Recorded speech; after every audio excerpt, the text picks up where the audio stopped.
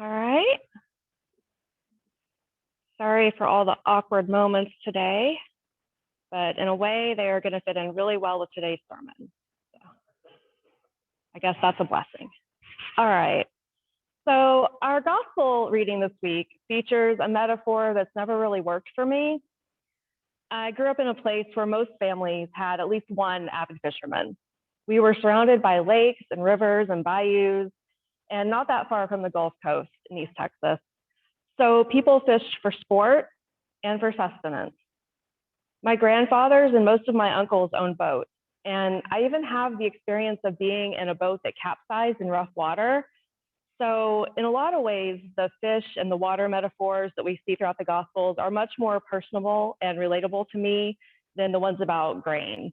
There's not a lot of wheat fields in East Texas. I know that's different for some of y'all that grew up in the Midwest. But fishing for people, or of course, the way I always heard it growing up, being fishers of men, was a clunker. Maybe because fishing is so familiar to me, all I can think is, who wants to be treated like a fish in a net or on a hook? Simon and his friends are out there catching fish to ultimately be eaten. When this metaphor is used by the church as a model of evangelism, to go out there and catch souls for God so we can consume them, make money off of them, what kind of church does that give us? Not one I want to be a part of, right? I think, though, that this kind of thinking is what gives us a particular op-ed that the New York Times ran last Sunday, written by Reverend Tish Warren. The headline was, "Why Churches Should Drop Their Online Services." And the content was a bunch of ableist garbage. I will elaborate. Warren starts out by writing about her church's decision to stop meeting in person back in the beginning of the pandemic, just like we did. She describes a trajectory over the next couple of years similar to ours, with online services and cautious reopening with safety measures in place, and then hybrid services. She makes it clear that she's not a COVID denier, and she writes strongly in favor of vaccines and sensible precautions. However, she also makes it clear that she views online church as a temporary solution for those who used to regularly meet in person so that they can mitigate danger for themselves and each other. Again, each other, in this case, being people who had been able to join before in the old way of doing things. With the perception of immediate danger to that group waning, she thinks that the risk level has become acceptable, that the benefits of gathering exclusively in person outweigh any lingering dangers. Warren writes, "For all of us, even those who aren't churchgoers, bodies with all the risk, danger, limits, mortality, and vulnerability that they bring are part of our deepest humanity, not obstacles to be transcended through digitization. Online church, while it was necessary for a season, diminishes worship and us as a people. We seek to worship wholly with heart, soul, mind, and strength, and embodiment is an irreducible part of that wholeness." Now, if she had just said bodies are not obstacles to be transcended, we might have been on the same page. But instead, she tries to make a case for embodiment in a way that tells me we have very different understandings of what that is. I promise I'll get back to the fish soon. So Warren writes, "We need to connect with other human beings through our bodies, through the ordinary vulnerability of looking into their eyes, hearing their voice, sharing their space, their smells, their presence." This, along with her line about not trying to transcend bodies through digitization, tells us nothing about God and a whole lot about who Warren values sharing space with. If experiencing the divine and being fully connected to other humans requires looking into each other's eyes, what does that mean for people with impaired vision? If it requires a person's voice, what does that mean for someone who doesn't hear or who communicates without vocalizing?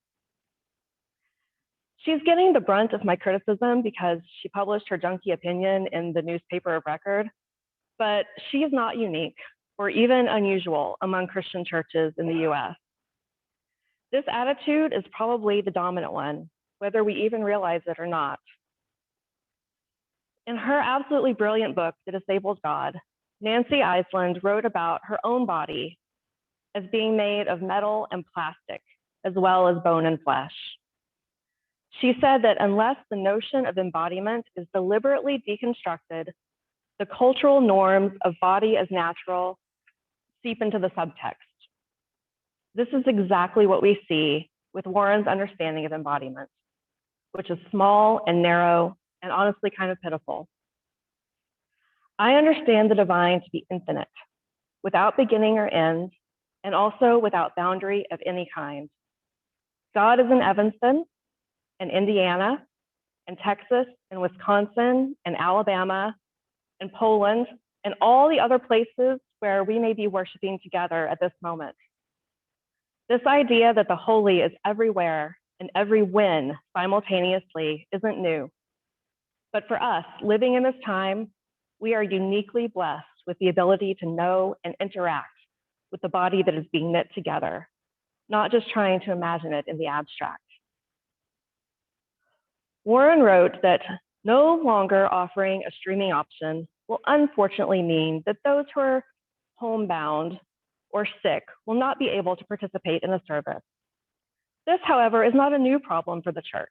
For centuries, churches have handled this inevitably by visiting these people at home in person. And does she hear herself? She is acknowledging that the old ways left people out and that secondary, in some ways lesser, accommodation had to be made. Why can't we have everyone joining worship who wants to and have folks making visits where appropriate?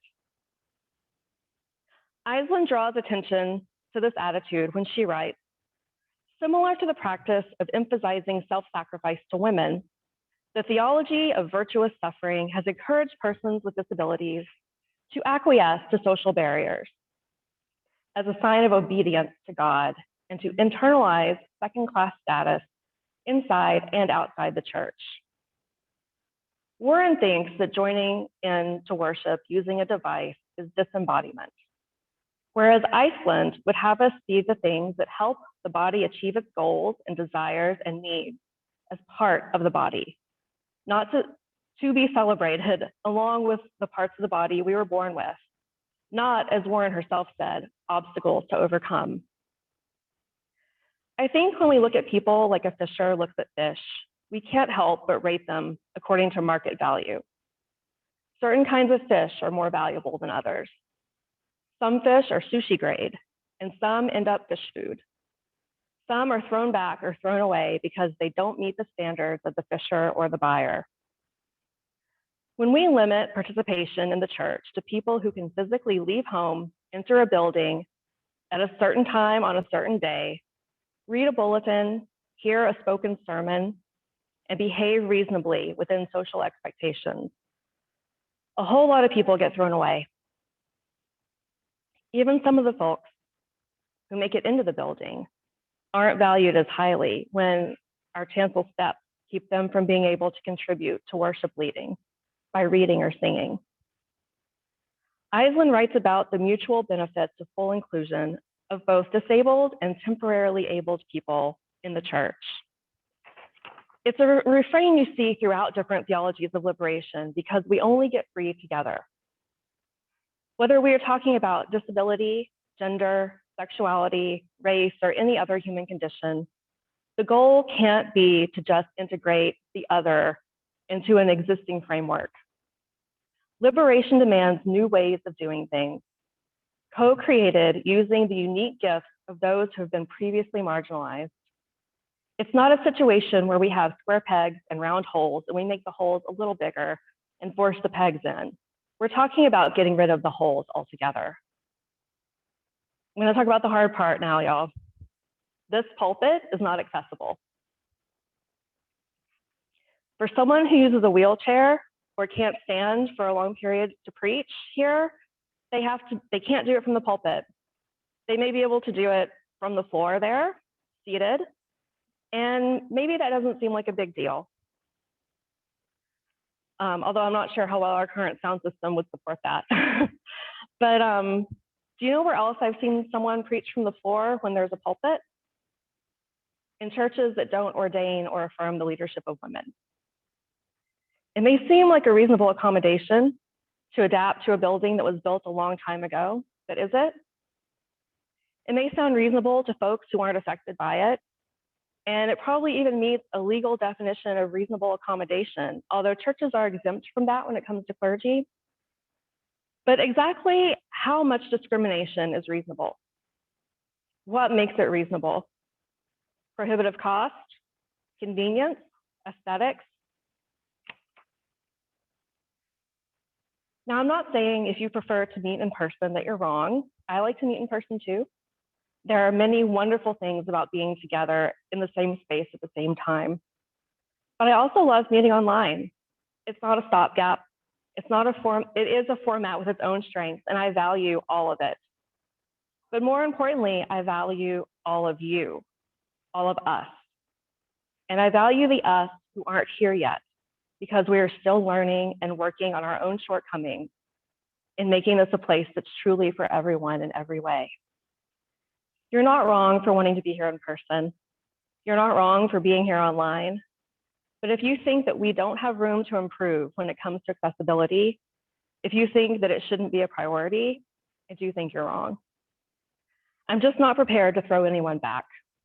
I want to see what happens when we cast our net on the other side of the boat. So here's some good news.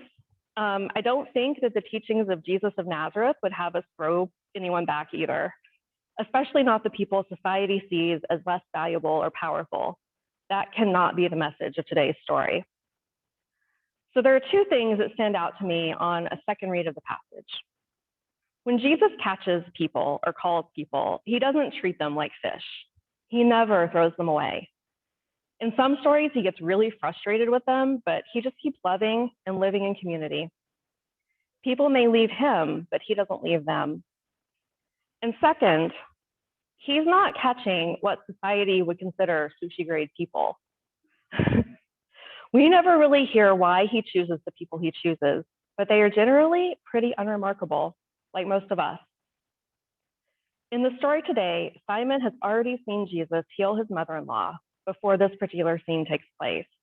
And now he's seen an apparently miraculous haul of fish in a place that didn't seem to have any fish, just by trying the other side of the boat, which makes no logical sense. That's not how fish or water or boats work. He's understandably terrified, but his reaction isn't, get away from me, what are you? It's, get away from me. I'm not worthy to be in your presence. I am the worst. Jesus doesn't actually reassure him on that point, but he does use that familiar refrain from throughout the scriptures, don't be afraid. And Jesus tells Simon that he'll be able to do the things that he feels called to, that he's afraid to try because he thinks he isn't good enough. I want you to leave here today with two things, a question and an affirmation. The question is, where are you feeling called that you've been afraid to answer? Okay, actually two questions, because I also want to know how we, the fearfully, wonderfully knit together body of God, can support your call. And the affirmation is that you're already enough. You don't have to be perfect to get started, which is good news, because nothing would ever get started. Just cast your net, see what happens. Lay your nets down if that's what's on your heart. You're already enough. Blessed be.